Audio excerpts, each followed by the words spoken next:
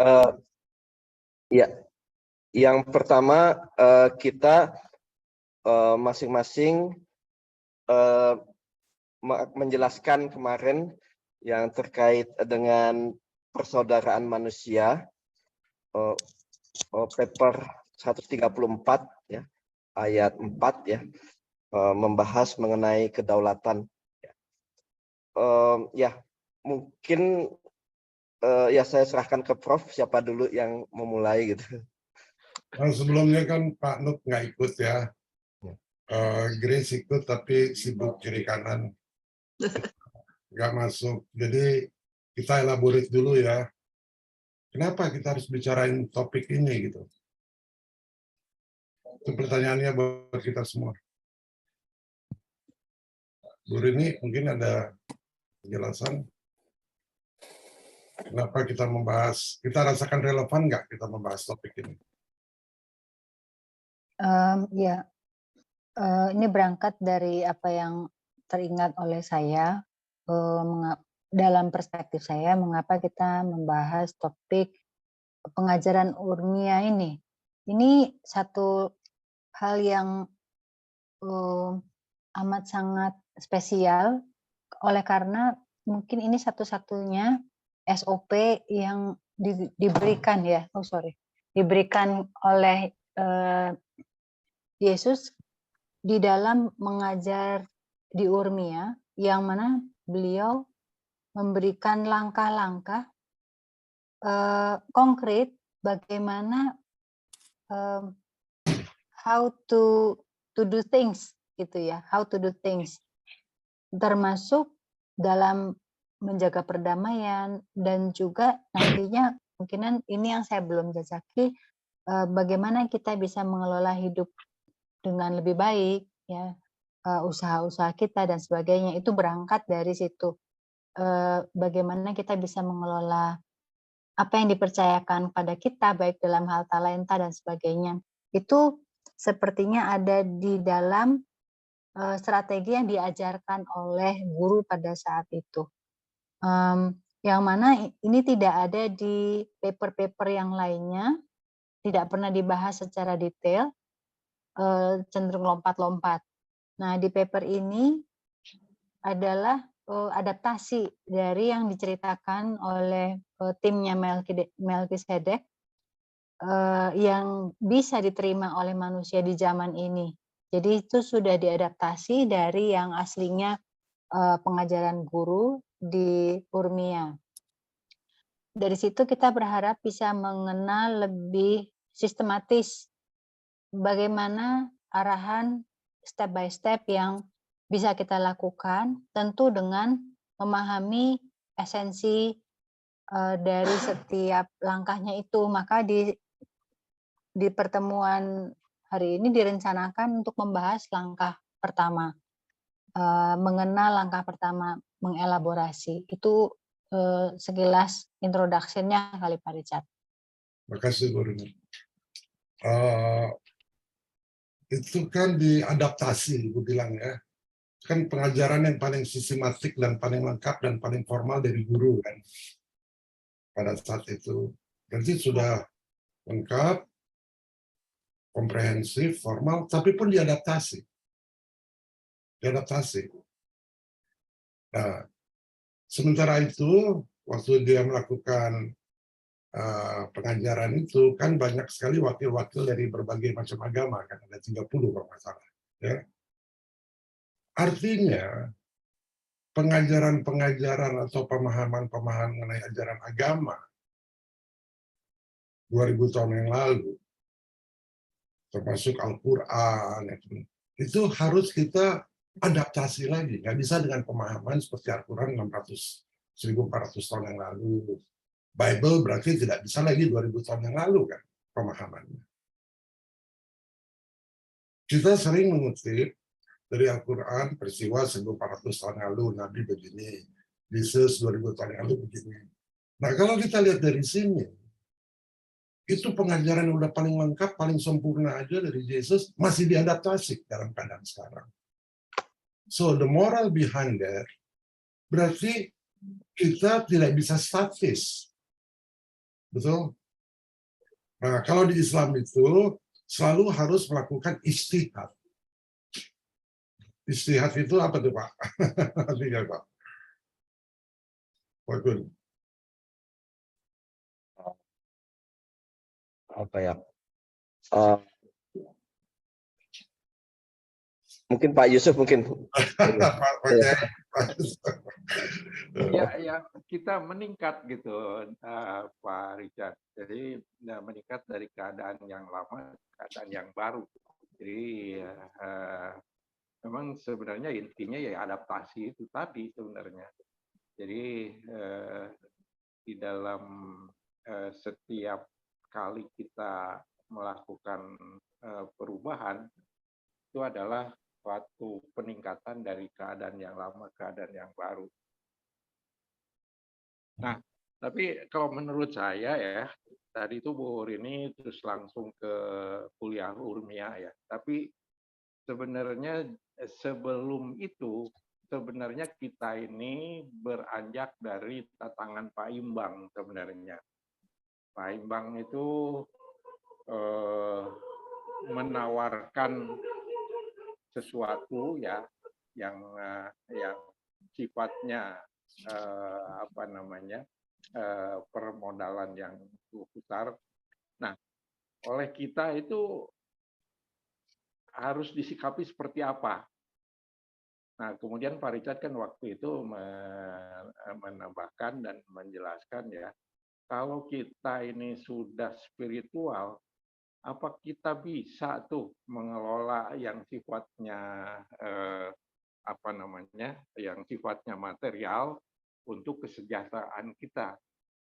Apa sifat-sifat spiritual itu langsung kita bisa jadi tools, bisa jadi alat untuk menjalankan itu semua. Nah, itu ternyata kan enggak ya. Nah, kemudian kita dari situ disadari ya bahwa manusia ini terpecah-pecah sebenarnya. Jadi untuk melakukan suatu langkah yang lebih besar dan mensejahterakan lebih banyak lagi umat, sebenarnya si manusia ini atau umat manusia ini harus lebih menyatu. Nah, kemudian dari sejarah perkembangan manusia ini ya kita mulai dari berkembangnya agama-agama ya. Nah, mulai dari situ sebenarnya dengan adanya agama yang berkembang itu justru menyebabkan perpecahan di antara umat manusia. Nah, ini kemudian mulailah itu jauh pada 2000 tahun yang lalu itu sudah ada seseorang yang mencoba mendekatkan keimanan dari agama-agama itu dengan cara bagaimana supaya mereka itu bertemu dan bisa saling memahami, saling mengisi ya, dan kemudian menjadikan umat manusia ini menjadi unity ya di dalam suatu kesatuan gitu. Nah, itulah makanya timbullah kemudian kuliah Urmia itu tadi ya, dan itu disponsori oleh Sim Boyton dan 3 anaknya ya, yang berusaha untuk menyatukan semua. Dan di situ juga kan kita lihat ya bahwa guru-guru yang didatangkan itu diseleksi supaya guru-guru itu tidak mengemukakan egonya di dalam agamanya masing-masing. Jadi supaya bisa melebur dengan agama-agama yang ada yang lain gitu. Nah, di dalam perkembangan itu sebenarnya yang dituju adalah bagaimana supaya manusia ini bisa menyatu gitu. Nah, tapi kemudian yang lebih menarik lagi untuk saya di dalam bahasan itu adalah kita di dalam hal menyelenggarakan kesejahteraan kita sendiri itu tentunya kita kemudian berpolitik. inilah kemudian yang kemarin jadi pertanyaan juga ya, bahwa bolehkah di dalam tatanan spiritual kita ini kita berpolitik, ya kita bilang kan itu nggak ada masalah gitu ya. Dan di situ juga waktu di paper 134 itu juga bahwa soal politik itu itu adalah sebenarnya satu alat yang untuk mensejahterakan manusia sebenarnya. Tapi kemudian politik itu dibumbui atau bukan dibumbui, diperalat oleh orang-orang untuk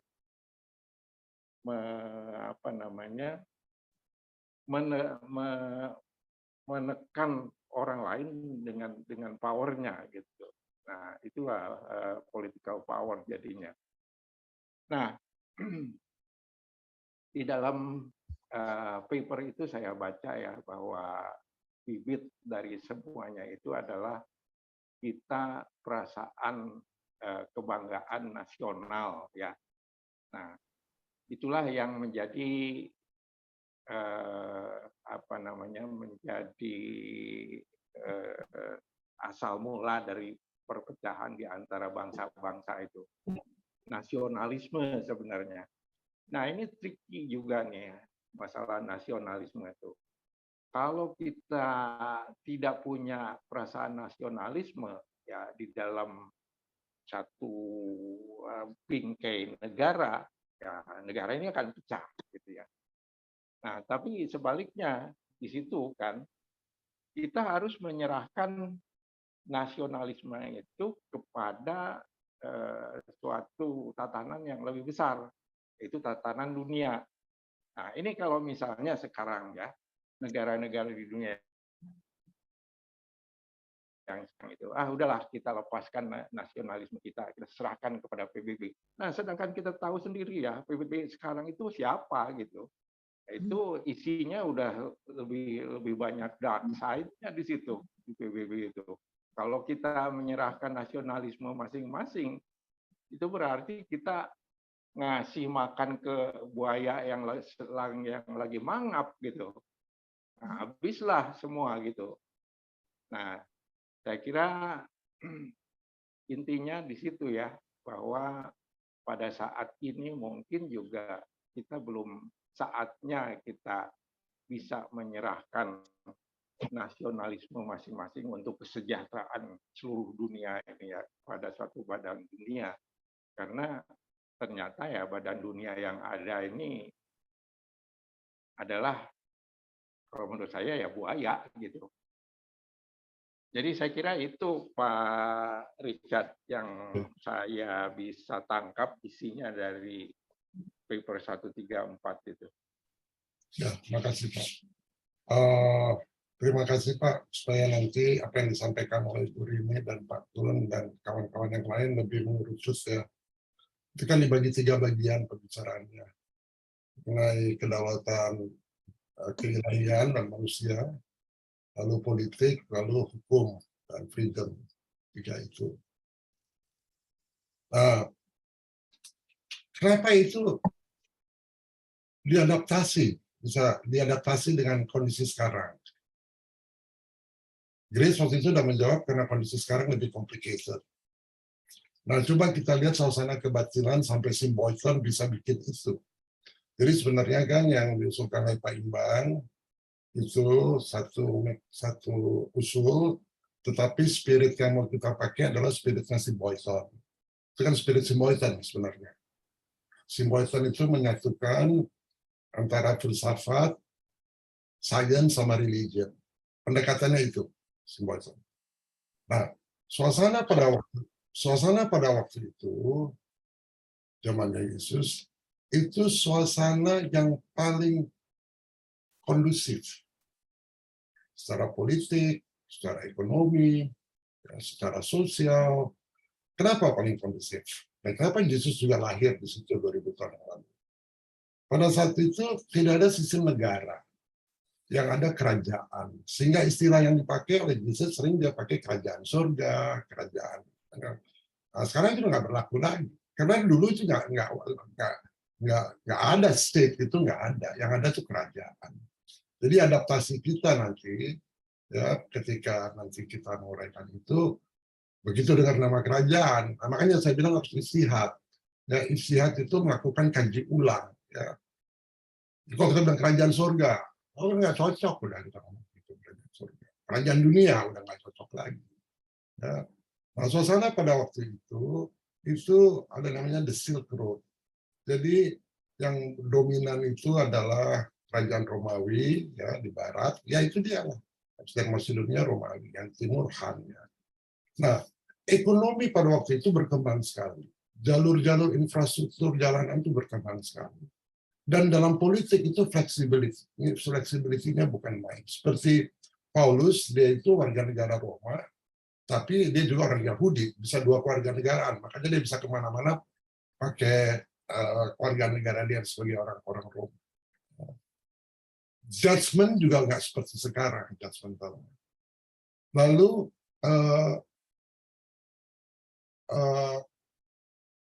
karena bebasnya seperti itu, orang-orang Yahudi ya bisa membangun kuil-kuil tempel-tempel Yahudi di berbagai tempat. 200 kuil dia bangun di seluruh dunia. Ya, jadi perkembangan agama perjanjian lama itu tuh berkembang tuh di 200. Jadi suasana spiritualnya kental pada waktu itu. Jadi nggak salah kalau kita bilang pada waktu itu suasana level spiritualnya lebih tinggi karena suasananya mendukung. Sekarang kita mau bikin gereja aja misalnya di satu tempat yang banyak orang Islam susah kan. Kalau dulu tuh orang Yahudi tuh bisa bikin di mana-mana. Di tengah paganisme, Helenistik. Kemudian filosofi diberikan dan bahasa internasional itu bahasa Greek. Jadi filosofinya filosofi Greek. Ya. Orang Roma memberikan itu. Jadi suasananya memang beda. Nah, berarti adaptasi yang harus kita lakukan kan luar biasa besarnya. Kan? Kalau spiritnya tetap spirit simbolis, tapi adaptasi yang harus kita lakukan luar biasa. Nah, pertanyaan saya sebelum nanti kita tidur ini yang mulai ya Bu ya, itu kan dibagi 3 pembicaraan Yesus.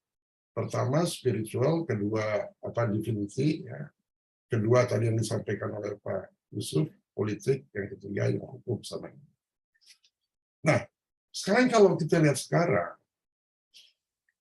yang nomor 1 itu spiritual unity kan tidak digembar-gemborkan, betul nggak? Yang digembar-gemborkan yang nomor 2 nih, yang Bapak tadi bilang PBB gitu ya Pak ya. Jangan lupa PBB itu Zion Protokol, ya dari Zion Protokol itu. Nah, sekarang ada gerakan yang sudah mulai 30-40 tahun lalu namanya One World Government. One, jadi lebih tinggi lagi dari PBB. One World Government itu tujuannya menyerahkan kedaulatan. Berarti kan sudah ke sana, bagus. Tapi bayangkan kalau tidak ada namanya spiritual unity, ini hanya jadi alat politik aja kan. Oleh karena itu pembicaraan hari ini mengenai spiritual unity yang nomor 1 ya, itu jadi penting banget. Karena ini paling susah. Kalau yang ini, yang di tengah, yang politik kedaulatan ini lebih mudah. Gitu. Karena sekarang udah digembar-gemborkan mengenai One World Government. Cuma tujuannya mereka untuk menguasai bangsa lain. Nah kalau ini bisa masuk ya, yang ini yang di atas. Nah, maksud saya supaya nanti terkait. Pak, sebelum ke Ibu Rini, Pak Nugroho ada mau nyampaikan Pak, karena Bapak kan yang menerjemahkan Urantia, jadi sangat paham gitu dengan ajaran. Terima kasih Pak. Enggak lebih paham juga dari Ibu semua, cuman ada beberapa yang memang saya sih terkagum terutama pada yang pasal 4 ini mengenai sovereignty, divine and human ini. Mengenai dasar-dasar dari kedaulatan secara ilahi. Karena ini merupakan dasar dari semua yang sekarang ini kita lihat ada pertentangan, pertikaian, bahkan juga perang, dan ini ada dalam ancaman perang terus. Kita ini antara super power, banyak super power yang merasa terganggu kepentingan mereka gitu ya. Jadi yang saya tangkap ketika saya membaca ini lagi gitu, ini sebetulnya sangat advance ya. Bahkan ini adalah merupakan step yang real itu untuk menuju perdamaian dunia. Perdamaian dunia yang damai. Tidak dengan cara menyeragamkan semua agama dan menyeragamkan semua orang menjadi satu, yang di pandangan-pandangan filosofi harus jadi satu semua, enggak kayak gitu. Agama juga tidak disatukan tetap, tapi ada sesuatu yang disatukan, yang mesti disadari oleh semua orang, yaitu mengenai bahwa Tuhan itu adalah, jadi Tuhan itu adalah Bapa umat manusia. Dan Tuhan itu pengasih, dan Tuhan itu roh. Ya, Ini itu penting nanti sekali. materi itu akan disampaikan sama Ibu Rini. Nanti kalau enggak Ya. Ibu Rini sulit menyampaikan. Oh gitu. Ya. Yang ini saya pengalaman, kesan yang saya tangkap waktu baca, kan katanya membahas mengenai ini, jadi saya tertarik untuk membaca ini lagi, dan memang menarik. Dan memang ini dasar dari semuanya gitu. Kalau kita kan perang sama antar golongan, antar agama, iri-irian, dan seterusnya, melarang pendirian tempat ibadah orang, dan seterusnya itu kan dasarnya dari situ, karena orang nggak tahu, tidak pernah menyadari bahwa mereka itu mereka sama-sama anak-anak Tuhan, sama-sama anak-anak Tuhan loh. Itu sesuatu yang penting banget kita tanamkan pada diri. Ini kan orang Kristen itu sering sok menganggap dirinya itu anak Tuhan, bahwa orang lain itu bukan anak Tuhan. Iya, betul. Itu saya berusaha untuk menekankan baik-baik kepada itu orang lain, walaupun agamanya lain, mereka anak Tuhan juga. Iya. Jadi mereka sama dengan kita. Kalaupun mereka punya pandangan yang berbeda dengan kita, bukan berarti mereka bukan anak Tuhan. Mereka itu anak Tuhan, diciptakan oleh Tuhan yang satu, yang sama. Jadi jangan anggap bahwa kita beda dengan mereka itu kafir, kita ini orang yang benar. Kita menganggap diri kita benar, orang lain kafir. Kita itu bukan saudara, itu musuh. Itu yang paling berbahaya. Ini kalau dilembagakan, diajarkan secara sistematis, membentuk sebuah gerakan-gerakan yang sangat radikal, dan itu berbahaya. Dan kita sedang berada di dalam situasi seperti itu di Indonesia sekarang ini. Ya. Orang saling, ini sekarang ini berbahaya sekali, dan saya harus mengakui generasi saya sampai umur saya 60, karena saya melihat perkembangan teman-teman saya sampai umur 60, ini generasi yang paling gagal sepanjang sejarah bangsa Indonesia. Karena seperti ini, tidak melihat lagi kesatuan atau yang mendasari semua umat manusia, tapi berusaha makin radikal, makin beda-beda pandangan. Saya melihat di antara teman-teman saya, ada beberapa yang makin tidak karuan, tidak makin radikal. Itu terjadi selama generasi kita ini. Ini yang harus tantangan yang besar yang perlu kita tanamkan. Dan itu memang bukan hanya dari kita saja, ini dari ajaran yang lama diajarkan turun-temurun pada kita, bahwa kita ini yang paling benar, ajaran orang lain itu salah, dan orang lain itu sesat, masuk neraka. Dan itu semua agama, rata-rata, nggak semua sih, tapi yang itu mereka mengajarkan. Mungkin itu kesan saya. Mungkin itu pandangan pertama yang bisa saya sampaikan, Pak Richard. Terima kasih. Menarik juga lihat Pak Nugroho, emosinya terlibat. Dia mengekspresikan. Jadi berarti agama apa aja, termasuk agama Kristen, juga harus melakukan istihad, kan? Iya. Istihad. Jadi saya baru-baru ini membaca di internet. Maaf ya Ibu Rini jadi tambah susah PR-nya. Sengaja saya bikin gini supaya Ibu Rini bisa mengkaji lebih dalam lagi. Agama Buddha sekarang dihadiahi anugerah sebagai agama yang terbaik, agama yang penuh kasih. Dan yang memilih itu ada 200 komite. ada orang pendeta dari agama Katolik, Kristen, Islam, semua berikan pandangannya, dan mereka waktu memberikan pandangannya mereka against dengan ajaran agama mereka sendiri. Ya, mereka bilang ajaran agama mereka tapi tidak menjalankan kayak Buddha. Ya, mereka akui itu agama perdamaian. Lalu ketika hadiah ini mau dikasih, ini baru-baru ini terjadinya, pimpinan dari agama Buddha itu menolak. Kita bukan untuk dapat reward, tapi kalau penting kita bekerja sama semua. Nah, berarti kan dia nggak banyak ngomong, they just do it the spirit of God. Oke, Bu, ini barnya jadi tinggi nih, Bu ya. Silakan Bu, dimulai dengan hasil kajian Bu. Saya nggak pede Pak sebetulnya. Aduh, Bu, jangan gitu. Terus kemudian ya saya nggak bikin presentasi, mungkin laptop saya rusak. Saya coba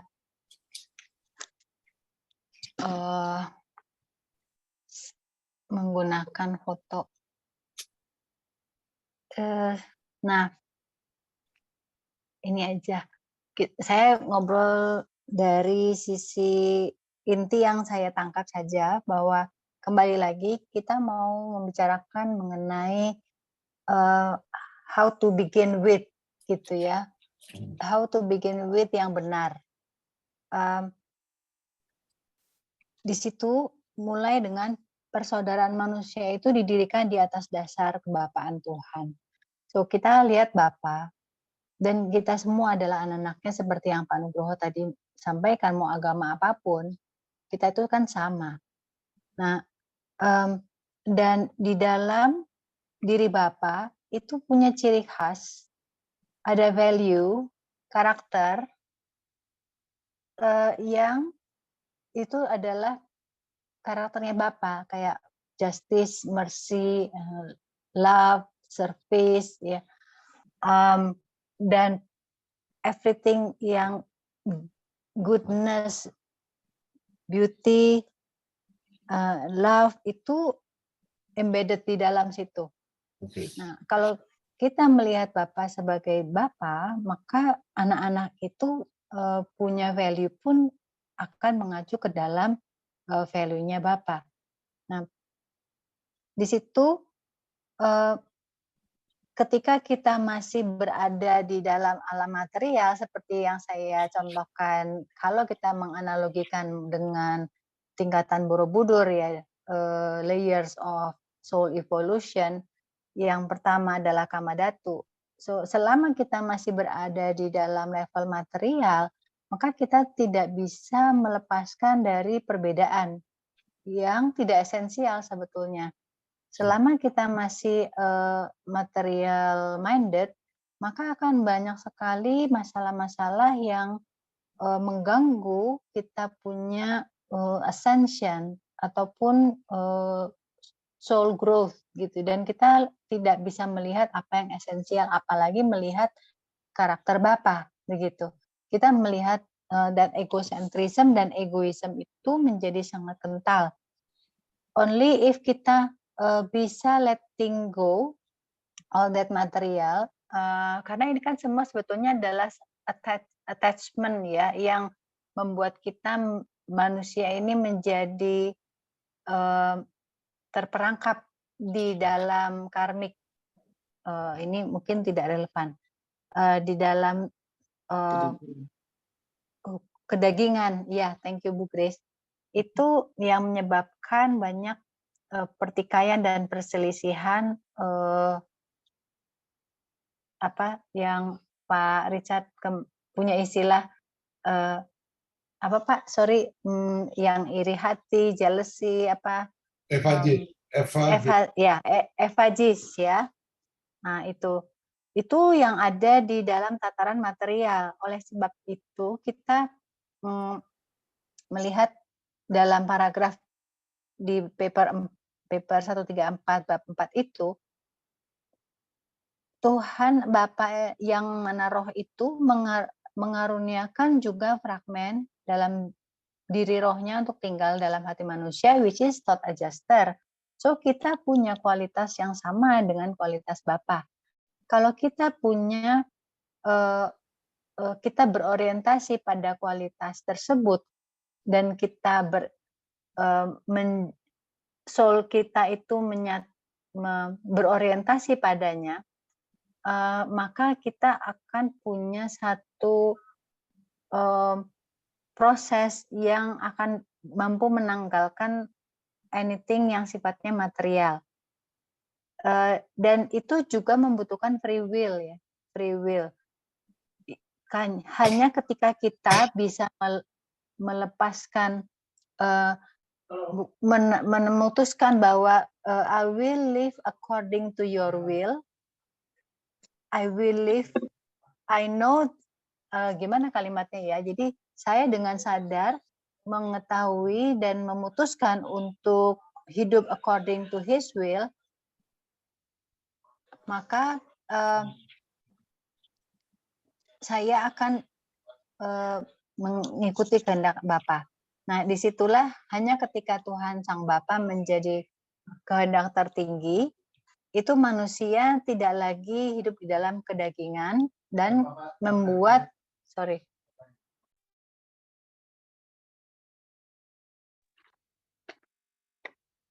maka kita semua akan melihat mencari kepada esensi yang sama, berorientasi kepada esensi kepada ya esensi yang paling tinggi ya, kedaulatan ilahi itu. Jadi apa lagi ya? So itu intinya. So ketika manusia bisa menanggalkan kedagingannya, ataupun dalam bahasa Indonesianya gitu ya, manusia itu bisa kembali kepada esensi dirinya. Apa yang paling penting dalam hidup ini? Kita mau kemana? Kita mau apa? So apa sih yang menjadi tujuan hidup kita? Kalau kita kembali kepada tujuan hidup kita, mengingat apa yang the ultimate goals of our life, hanya ketika kita mau melihat ke sana dan berani menghadapi that ultimate purpose, maka kita akan jadi tahu bahwa esensi hidup ini bukan hanya di material. Material itu sebagai jaring pengaman sementara saja, gitu kan. Tetapi itu bukan segala-galanya, bahkan bisa menjadi magnet yang menarik kita untuk tidak bisa kemana-mana, memperangkap gitu. Oleh sebab itu kita harus berani untuk melepaskan magnet tersebut untuk bisa melangkah mencari apa yang paling esensial dan apa yang menjadi life purpose kita, tahu dengan siapa kita, mengapa kita hidup gitu ya, dan kemana kita akan kembali. Ada alfa dan ada omega itu ya, kemana kita akan kembali. Dan syarat kita untuk kembali ke sana, kita lahir tidak bawa apa-apa, pulang juga tidak bawa apa-apa, esensinya begitu. Nah, kenapa kita harus melekatkan diri dengan sesuatu yang toh kita tidak bisa bawa pulang juga gitu ya. Itu bahasa sederhananya ataupun bahasa sehari-harinya yang bisa mungkin dimengerti oleh umum. Ini mungkin sekedar dari saya, mohon tambahan juga dari teman-teman yang lain yang lebih mengerti esensinya. Terima kasih. Terima Ini kasih. saya sudah stop share screen belum ya? Udah apa? Sudah. Sudah ya. Yang gambar segitiga itu Bu, rupa datu, kama datu, arupa datu, bisa dikasih lihat Bu? Oh, oke.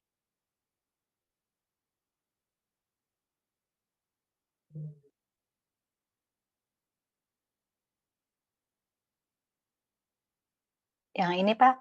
Ya, oke. Ada yang mau mendiskusikan apa yang disampaikan oleh Ibu Rini sebelum kita ke Pak Kun? Oh, boleh saya Pak Rijat. Ya. Apa yang dikemukakan oleh Bu Rini ya, itu lebih cenderung kepada artinya bobotnya lebih spiritual ya untuk kita. Jadi yang harus diingat itu kita akan kemana kan nantinya.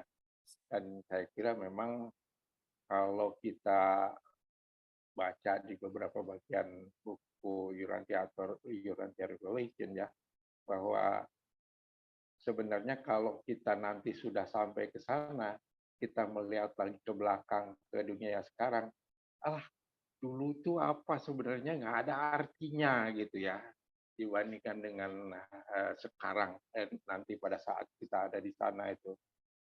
Nah, tapi saya kira ya di dalam hal ini kembali lagi kepada tantangannya Pak Imbang kemarin-kemarin ini.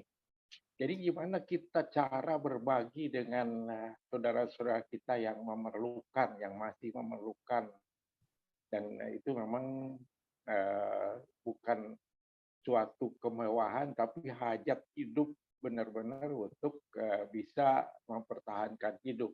Nah, kita yang sudah mengerti, kita punya kewajiban sebagai kewajiban dasar itu ya meneruskan kasih sayang Bapa itu kepada sesama kita, kiri kanan kita, itu kepada mereka-mereka yang memerlukan gitu.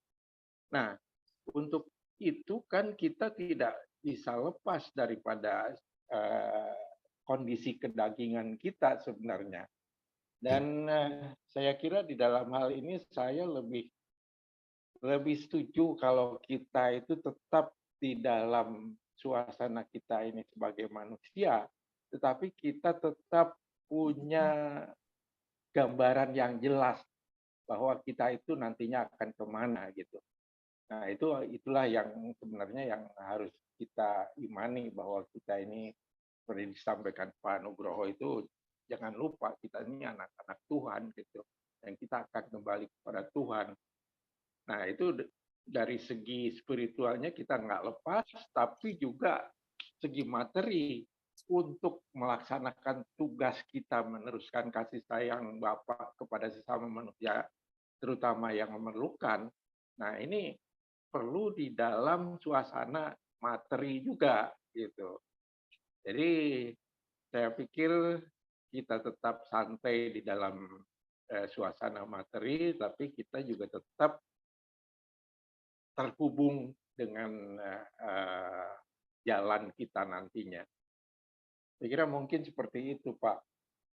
Ya, jadi kalau saya melihat, saya lihat perbedaannya dulu ya. Jadi kalau dari presentasi Ibu ini, dia memberikan struktur segitiga itu, goalnya itu ke spiritual, kalau bisa kedagingan dilepaskan, tapi kalau Pak Yusuf bilang ya kita kan masih ada kedagingan, materi kan kita harus live kita ya, itu kan ya. Nah, tapi coba dikaji apa yang disampaikan oleh Ibu Rini dengan yang disampaikan oleh Pak Nugroho tadi. Pak Nugroho mengatakan bahwa ajaran Urmia ini itu untuk perdamaian dunia.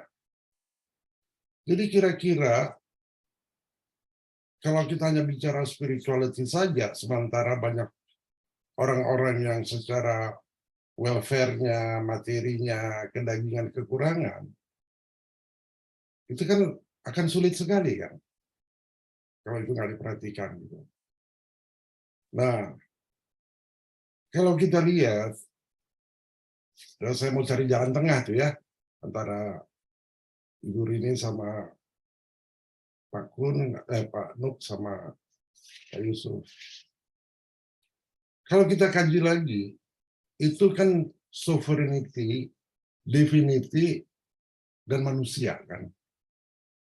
Jadi yang divine, Tuhan itu punya sovereignty. Kita juga punya sovereignty. Kita bisa nggak memilih Tuhan, itu akan kedaulatan kita.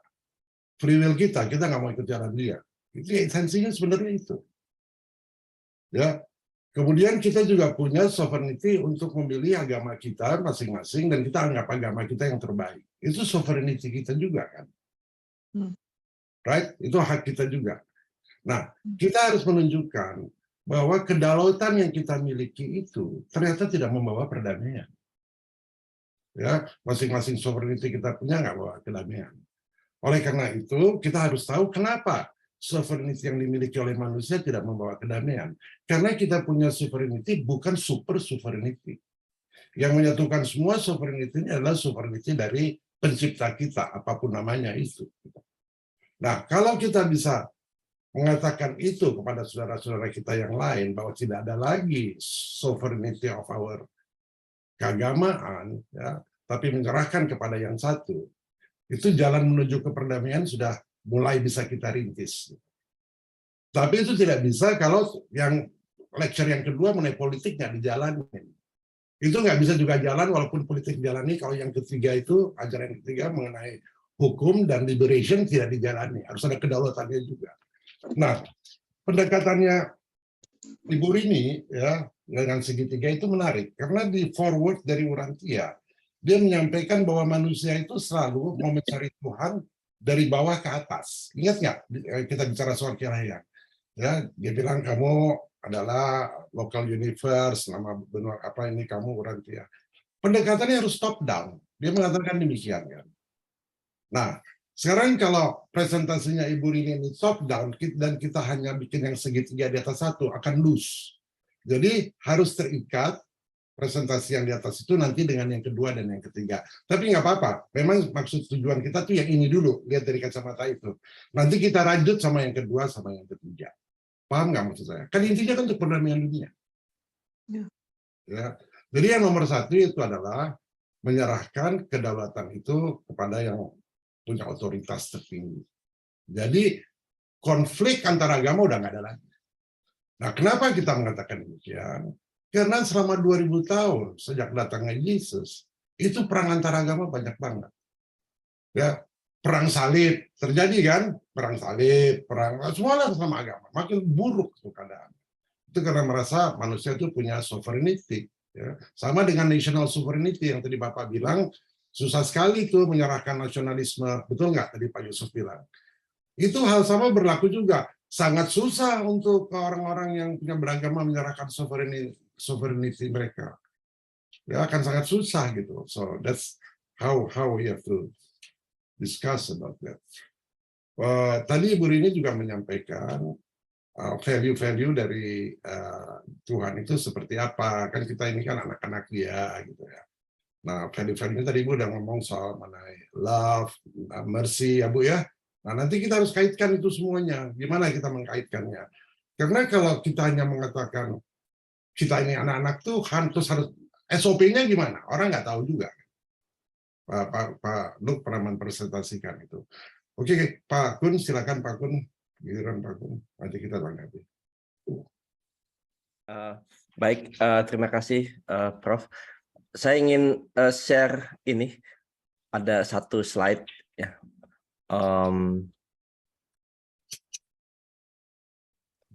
By the way, terima kasih ya Bu Rini. Very well. Presentation.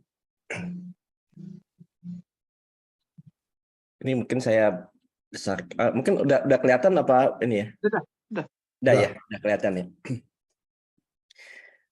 Jadi ini ada dua hal pendekatan dan ini sangat menarik dan saya melihat bahwa makalah ini cukup mind blowing dan seperti Prof sampaikan saya dan kita beristihad untuk mencari jawaban dalam mengatasi permasalahan khususnya tadi peperangan antara agama, bahwa kita tuh sangat sulit untuk bisa disatukan. Ya.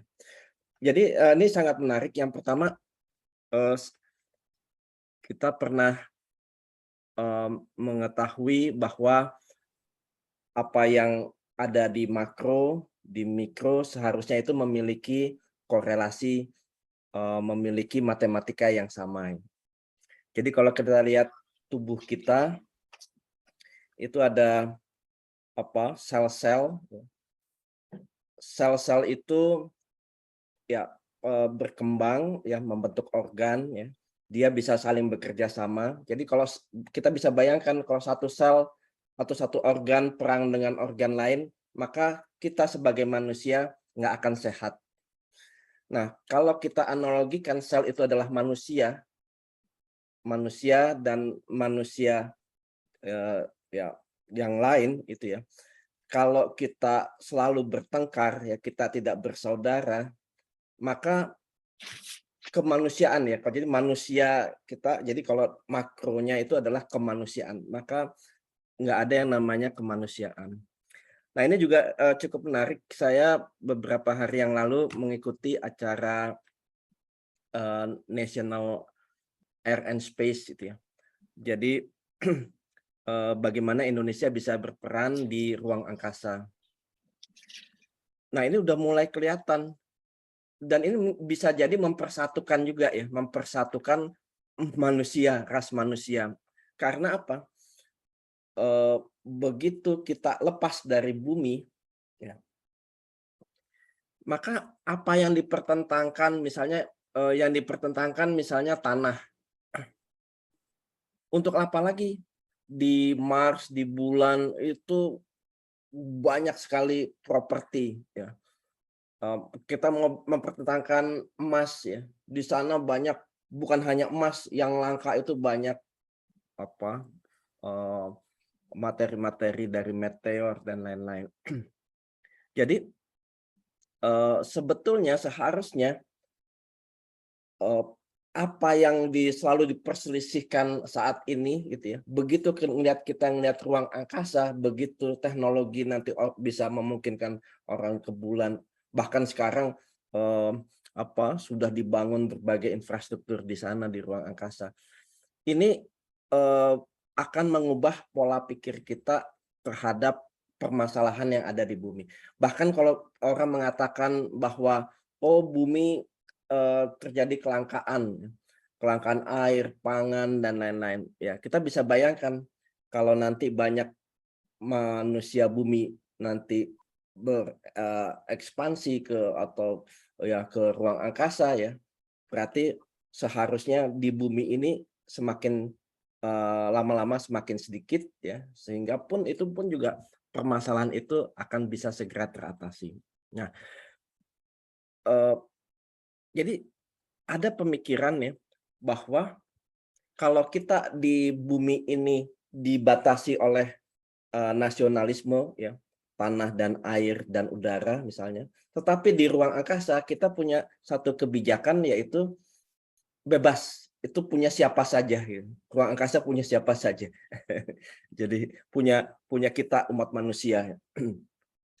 Artinya di atas di sana itu mudah untuk mempersatukan gitu ya, mempersatukan ras manusia, humankind, mankind ya, Prof sampaikan.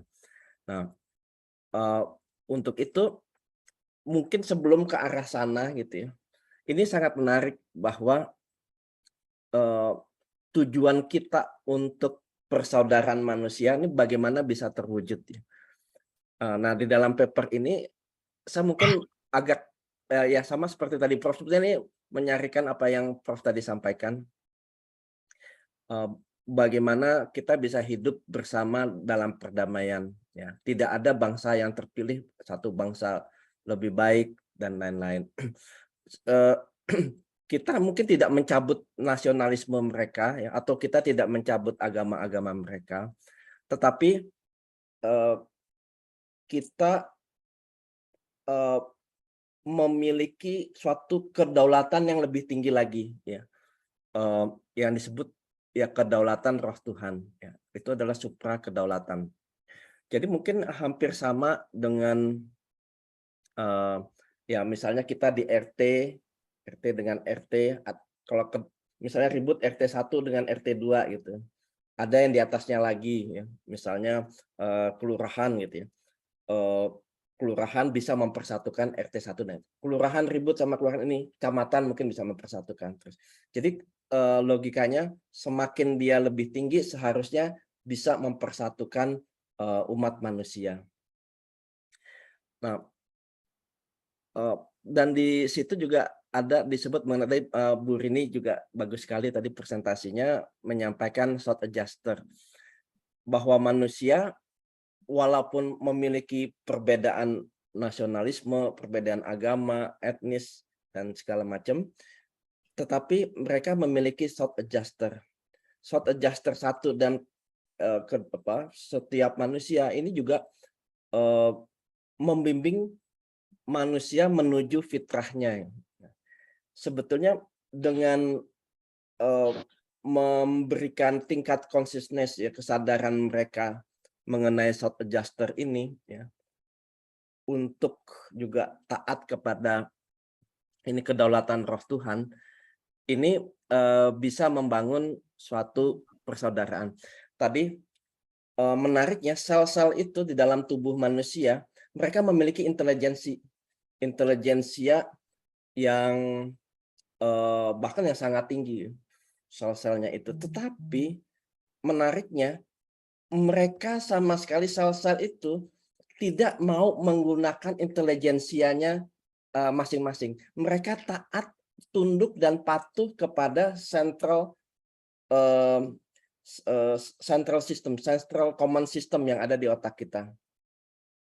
Jadi kalau central command system mengatakan bahwa tangan ini nggak bisa bergerak, ya, maka tangan ini akan nggak bisa bergerak. Tapi kalau jadi kalau kita merasakan misalnya saya sakit gitu, sakit di tangan saya, maka tangan itu akan jadi sakit karena dia menuruti apa komen daripada central command. Tetapi kalau saya bilang sehat ya, maka itu bisa menjadi sehat ya. Jadi kedaulatan roh Tuhan ini harus dipatuhi bagi seluruh umat manusia apapun agamanya. Jadi dia memiliki otoritas penuh dan tertinggi dan pemerintahan seluruh ya. Jadi ini suatu pemerintahan seluruh umat manusia oleh dan untuk seluruh umat manusia. Jadi kalau di paper itu dianalogikan seperti Amerika Serikat.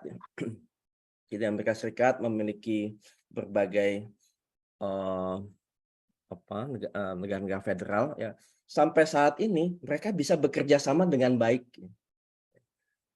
Ya, tetapi ya di setiap negara bagian ya mereka memiliki otoritas tertentu. Tetapi mereka bisa hidup berdampingan ya. Kemudian patuh terhadap juga undang-undang Amerika secara keseluruhan. Memang mungkin nggak semudah itu ya, masih banyak hal yang perlu dipikirkan. Tapi yang jelas ini suatu ide yang cukup mind blowing ya, suatu istihad gimana untuk memecahkan masalah yang ada di dunia ini ya. Karena tadi perpecahan karena agama, nasionalisme dan lain-lain ini membuat ya situasi semakin kacau, semakin chaos ya, sehingga berbahaya bagi peradaban kita, berbahaya bagi keselamatan kita dan juga peradaban. Mudah-mudahan ini bisa menjadi suatu peradaban baru ya, di mana nanti kita sudah tidak masing-masing perang antar negara. Bagaimana kita planet bumi ini juga bisa memiliki akselerasi yang lebih cepat lagi. Kalau kita bersatu, bumi bersatu, ini kan ekspansi ke luar ke planet-planet lain dan lain-lain ini juga akan bisa menjadi lebih cepat lagi. Ini mungkin juga satu cara nih. Jadi momentumnya paralel ya, begitu teknologi ruang angkasa masuk, ini juga bisa diterapkan. Ya, ini bisa menjadi suatu solusi ya dalam memecahkan masalah yang ada. Mungkin begitu, Prof dari saya. Terima kasih. Terima kasih Pak Gun. Bagus sekali Pak. Jadi kalau saya menggabungkan pendapatnya Bu Rini sama Pak Kun, jadi bagian pertama itu esensinya bicara mengenai love kan, dari love itu ya. Jadi kedaulatan itu ketika manusia menyerahkan juga bukan karena terpaksa, karena kita punya kedaulatan free will kan, tapi karena love dan karena pemahaman. Ya. Dan yang disampaikan itu adalah the truth. Itu kan the truth. Kalau kita percaya itu ajaran dari guru di Rupiah, berarti yang disampaikan the truth kan. Nah, karena itu the truth, berarti harus ada unsur, pertama karena itu free will kita harus punya freedom melakukan itu, bukan karena paksaan. ya soal spiritual kedaulatan. Berarti kita juga harus punya wisdom, betul?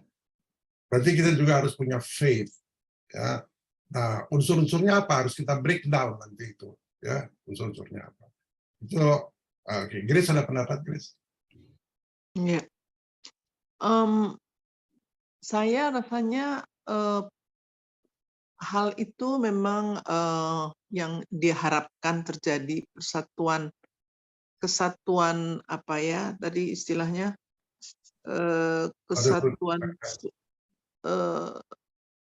kesatuan spiritual yang berdasarkan kasih Tuhan ya. Tetapi itu kita masing-masing sudah punya belief system ya. Orang di dunia ini semua udah punya belief system ataupun mereka mau ateis ataupun mempunyai belief system tertentu, agama tertentu. Namun kalau menurut saya kita tidak bisa melepaskan hal material. Tidak bisa karena kita secara de facto kita masih hidup yang membutuhkan material, kita membutuhkan kesejahteraan. Seandainya kita belief system kita semua sama, tetapi tingkat sosial kita berbeda-beda, itu pun bisa menjadi masalah perpecahan. Jadi yang justru saya pikirkan bagaimana kita mau melepaskan hal kedagingan atau material ini untuk bisa menjangkau hal yang spiritual itu. Rasanya saya nggak tahu caranya bagaimana, tetapi kita tidak mungkinlah melepas secara 100% hal kedagingan itu ya. Orang kan mesti makan, punya ya sandang, papan dan sebagainya. Jadi saya justru jadi agak merasa ini kok nggak membumi gitu. Ini terlalu terlalu sulit dijangkau kalau menurut saya. Kalau secara ideologi atau secara